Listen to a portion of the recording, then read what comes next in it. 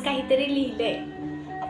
आज अचानक मनातला लेखक जागा झाला, मनातून कानात आला आणि हळूच काहीतरी सांगून गेला। शब्द साठवू नकोस, आज ते मोकळे उडू दे। दडपलेली स्वप्न कागदांवर अलगद उतरू दे। खूप दिवस गप्प राहिलीस, हसत सगळं सहन केलंस। इतरांसाठी जगताना स्वतःलाच विसरलंस।